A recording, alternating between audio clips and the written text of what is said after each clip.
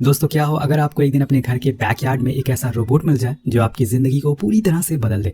आप क्या करेंगे? उसे अपने पास रखेंगे या फिर गवर्नमेंट को दे देंगे? तो कहानी शुरू होती है केन जो कि एक बेरोजगार आदमी है, लेकिन उसने एक अमीर लड़की से शादी करी है, इसलिए उसे इस बात का ज्यादा कुछ असर नहीं पड़ता। और यही वजह है कि वो सोकर उठने के बाद ही तुरंत ही वीआर पहनकर गेम खेलना शुरू कर देता है। तभी वहाँ एमी आती है जो कि उसकी वाइफ है और उसे बताती है कि घर के पीछे एक अजीब सी चीज घूम रही है, क्या तुम जाकर एक बार वहाँ चेक कर लोगे? लेकिन केन उसकी बात पर ध्यान नहीं देता और फिर से टीवी देखने में लग जाता है। लेकिन यहाँ एमी को गुस्सा आ जाता है और वो टीवी को बंद कर देती है और फिर उसे दोबारा बाहर जाकर देखने को कहती है। तब केन जाकर देखता है तो वहां पर एक पुराना किस्म का रोबोट था जो कि एक्टिव था।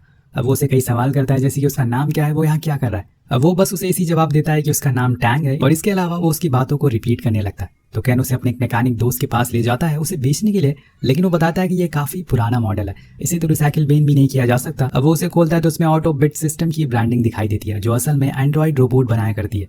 केन इन सबसे तंग आ चुका था, इसलिए वो उसे वहीं छोड़कर जाने लगता है। लेकिन जाते समय टैंग उसे बुलाता है और उसकी आंखों में देखता है जैसे कि वो कुछ कहना चाहता हो कि उसे अपने साथ ले जाए। लेकिन केन वहां से चला जाता है, पर कुछ देर बाद हम देखते हैं कि टैंग उसके पीछे पीछे ही चलता जा रहा था। तभी केन के पास एक कार आकर रुकती है जिसमें उसकी बहन थी। अब वो उसे पूछती है कि क्या तुम अपने इंटरव्यू के लिए गए थे? तो वो कहता है कि नहीं। तो वो उसे टॉन्ट मारते हुए कहती है कि कब तक अपनी अमीर वाइफ के पैसों पर ही पलते रहोगे, तुम खुद काम कब करोगे? अब इसके बाद जब वो घर आता है तो वो अपनी वाइफ से बात करने की कोशिश करता है, लेकिन वो उसे काफी गुस्सा आती है क्योंकि उसने आज फिर एक जॉब छोड़ दी, जिसकी वजह पूछने पर वो कहता है कि वो भूल गया। अब जिसे सुन के एमी को बहुत बुरा लगता है कि आखिर कोई इंसान इतना लापरवाह कैसे हो सकता है, इसलिए बाहर आकर वो फिर से उसके समझाने की कोशिश करती है। इसी दौरान वहाँ हम टैंग को भी देखते हैं जो वापस से इसी घर में आ गया था। वेल अभी तो इन दोनों की लड़ाई हो रही है जिसमें केन बहुत ही ऐसी बातें बोल देता है जिसे सुनकर एमी का दिल टूट जाता है और एमी गुस्से में उसकी डैड की घड़ी गिरा देती है, जिससे केन को और गुस्सा आ जाता है। लेकिन यहाँ केन को समझ आ जाता है कि उसने जो कुछ बोला था वो बहुत ही गलत था। लेकिन अब वो तो बाहर आ गया है, पर उसके साथ यहाँ टैंग भी होता है जिससे वो ये सब बातें शेयर कर रहा था। पर इसी दौरान उसे पता चलता है कि उसकी बॉडी पे शायद कोई चीज लीक हो रही है, तो अपने टाल से उसे साफ करने लगता है। तभी ऑटोबिट सिस्टम का लोगो दिखाई देता है उसे।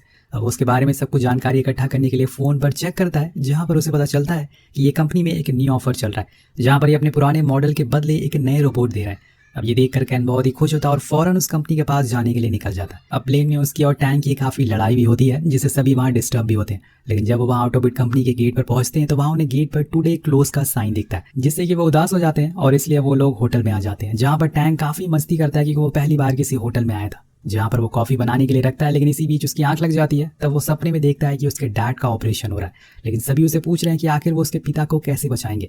तभी उसकी आंख खुल जाती है क्योंकि टैंक ने कॉफी जार तोड़ दिया था। लेकिन इन सब चीज से एक चीज पता चलती है कि केन जैसे आदमी का भी एक सॉफ्ट हार्टेड इंसान है।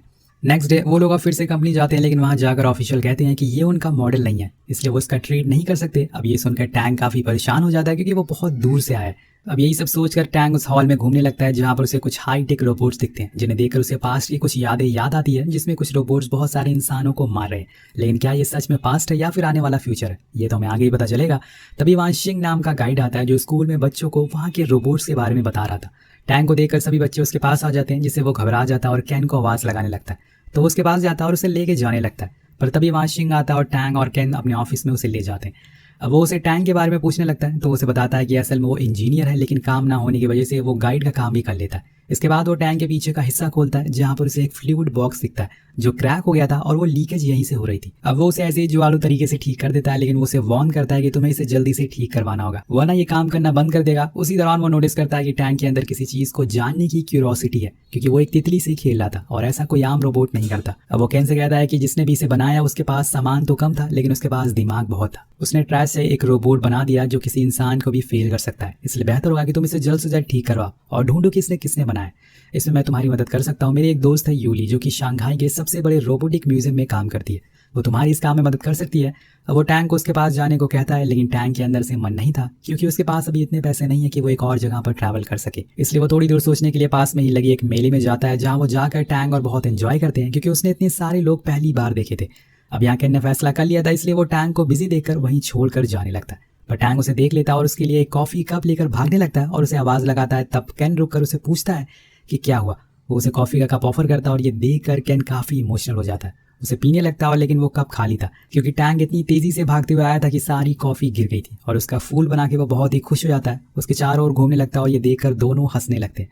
वहीं दूसरी ओर हम देखते हैं कि शिंग के पास दो लोग आते हैं जो टैंक की फोटो दिखाकर उसके बारे में पूछ रहे थे। उधर टैंक और कैन दोनों शंघाई पहुंच जाते हैं जहां पर होने वाले थे फायरवर्क को देखकर टैंक को फिर से वही पास याद आता है, लेकिन इस बारी वो उसमें एक इंसान को भी देखता है जिसने गेट को लॉक कर दिया।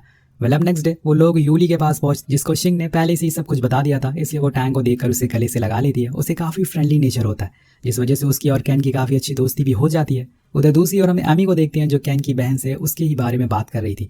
वो उसे बताती है कि मैंने उसे समझाने की बहुत कोशिश करी, लेकिन वो कभी मेरी नहीं सुनता और इसीलिए मुझे ये फैसला लेना पड़ा। यहाँ वो ये भी कहती है कि मुझे एक चीज़ बहुत दिनों से बतानी है, लेकिन मैं बता नहीं पा रही हूँ। उधर टैंक को एक टॉय कार दिखाई देती है, जिसके पीछे वो भागने लगता है और अचानक से वहां से गायब हो जाता है। और जब वो दोनों टैंक को आसपास नहीं पाते तो उसे ढूंढने के लिए आगे बढ़ते हैं, तब उसे वो टैंक एक कार में रखे केज में बंद मिलता है। तो यहाँ उसे कुछ लोग उठाकर ले जा रहे थे, लेकिन तभी यूली उस कार में अपना आईडी फेंक देती है, जिसमें जीपीएस लगा था, जिससे कि वो उसे लोकेट कर सके। अब वो उसका पीछा करना शुरू कर देते हैं। इधर एमी उसी दिन को याद करके रोने लगती है, जब उसने पहली बार कैन को देखा था। उसने उसके ऊपर एक वाइन कैप फेंक दिया था, जिससे कि वापस करती है उसने कहा था कि सब कुछ ठीक हो जाएगा। इसके बाद उसे फोन करती है, लेकिन फोन यूली उठा लेती है और उसे लगता है कि कैन का अफेयर चल रहा है। इसलिए वो उसे बताती है कि अब मैंने फैसला कर लिया कि मैं अब तुम्हारे साथ नहीं रहूंगी और जल्दी से आकर डिवोर्स पेपर पर साइन कर दो। अब कैन को यहाँ कुछ समझ नहीं पाता और तब तक वो फोन कट कर देती है, जिससे कि वो उदास हो जाता है। तब तक वो लोग एक जगह पहुंच गए थे, जहाँ पर टैंक को वो दो किडनैपर लेकर आए थे। यहाँ कैन पहले टैंक को बचाने का सोचता है। अब वो टैंक को रिहा करने ही वाला होता है कि तभी उनके सामने आ जाता है सभी लोगों का बॉस डॉक्टर केटो। उसके साथ उनके लोग भी मौजूद थे। वो आते ही टैंक को खोल देते हैं और सभी को बताते हैं कि इसकी चिप डॉक्टर बाबा ने बनाई है, जो असल में एक रोबोटिक इंजीनियर है। जिसके बाद वो उसे अपने साथ ले जाने लगते हैं, लेकिन कैन टैंक को कैसे भी करके बचाना चाहता है, इसलिए वो उसे जानबूझकर गुस्सा दिलाता है, जिसकी वजह से वो स्टीम छोड़ने लगता है और इसी का फायदा उठाकर वो एक एक करके सभी को मारने लगता है और फिर टैंक को लेकर वहां से भागने लगता है, क्योंकि यूली का कहना था कि उन्हें कैसे भी करके डॉक्टर बाबा को ढूंढना ही पड़ेगा, वरना ये रोबोट ज्यादा दिन तक वर्क नहीं कर पाएगा। तभी कैन नोटिस करता है कि टैंक का जो लिक्विड था वो खत्म हो रहा है, इसलिए वो ज्यादा एक्टिव नहीं रह पा रहा था। उसी दौरान उसके पास एक कॉल आती है, जो असल में डॉक्टर बाबा की थी, जो उसे टैंक का ख्याल रखने के लिए थैंक यू कहते हैं और बोलते हैं कि उसे लेकर जल्दी से मेरे पास आ जाओ, जिससे कि वो उसे ठीक कर सके। अब ये सुनकर यूली और टैंक दोनों ही बहुत ही खुश होते हैं और फौरन ही उनसे मिलने के लिए निकल पड़ते हैं। अब वहां पहुंचने के बाद वो लोग सबसे पहले उस आइलैंड पर खूब घूमते हैं, क्योंकि उन्हें पता था कि आज के बाद वो अब कभी दोबारा उससे मिल नहीं पाएंगे। अब टैंक को अपने मालिक के पास ही रहना होगा। अब एक जगह बैठकर कैन टैंक से खुद के ही मन में बातें करने लगता और वो उसे बताता है कि मैं एक यूजलेस इंसान हूँ, मैंने कभी भी किसी चीज का या फिर किसी भी इंसान का ख्याल नहीं रखा। ये वजह है कि आज एमी उससे डिवोर्स ले रही है। वो यहाँ उसे ये भी बताता है कि आखिर उसके डैड की मौत कैसी हो, क्योंकि उस दिन वो समय पर उन्हें हॉस्पिटल नहीं ले जा पाया और अगर उस दिन वो लेट नहीं होता तो उसके डैड आज जिंदा होते। लेकिन टैंक कहता है कि जो हो गया वो हो गया, उसे याद करके खुद का मूड खराब करने का कोई फायदा नहीं है। वो उसका मूड ठीक करने की कोशिश करता है, उसके सामने डांस और गाने भी गाता है, जिससे वो थोड़ा अच्छा फील करता है। जिसके बाद वो दोनों डॉक्टर बाबा के घर पहुंचते हैं, जहाँ पर टैंक का न्यू लिक्विड फ्यूल लगा देते हैं, लेकिन वो जाकर कैन के पीछे छुप जाता है। ऐसा लग रहा था कि जैसे वो किसी चीज से डर रहा हो, लेकिन डॉक्टर बाबा कहते हैं कि शायद ये अपनी मेमोरी लॉस कर गया है, इसलिए इसे मैं याद नहीं है, लाओ तुम मुझे इसे दे दो, मैं ठीक कर दूंगा। तो वो उसे उन्हें देकर वहां से जाने लगता है, लेकिन टैंक उसकी टांगे पकड़ लेता है, पर वो फिर भी उसे डॉक्टर बाबा के पास छोड़कर चला जाता है। जिसके बाद डॉक्टर बाबा उसकी सारी मेमोरी लौटाने लगते हैं। वहीं दूसरी ओर बीच रास्ते में केन को डॉक्टर कैटो मिलता है, जो उसे टैंक के बारे में पूछते हैं, लेकिन यहाँ वो कुछ ज्यादा ही जल्दी में था। ऐसा लग रहा था कि जैसे कि कुछ बुरा हुआ है। उसे बताता है कि मैं पहले डॉक्टर बाबा के साथ काम करता था।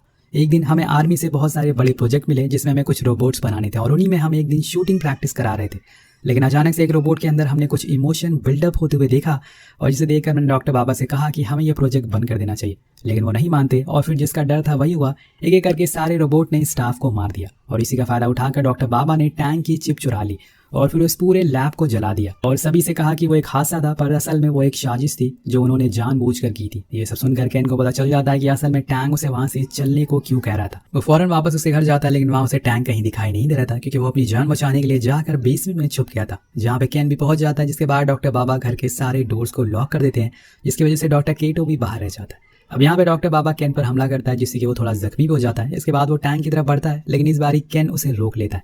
तब यहाँ पे डॉक्टर बाबा अपने बनाए हुए एक रोबोट की मदद से उस पर वार करते हैं, जिससे कि कैन दूर जाकर गिरता है और फिर वो टैंक की उसी चिप को निकालने लगता है, लेकिन यहाँ टैंक होशियारी दिखाता है और डॉक्टर बाबा से जाकर लड़ने लगता है। अब इसी का फायदा उठाकर कैन उस रोबोट पे कंट्रोल पा लेता है और फिर उसी से ही डॉक्टर बाबा पर हमला करके उसे दूर फेंक देता है, जिससे कि वो बेहोश हो जाता है। लेकिन यहाँ वो नोटिस करता है कि टैंक हिल नहीं रहा, क्योंकि उसके अंदर वो लिक्विड फ्यूल फट गया था।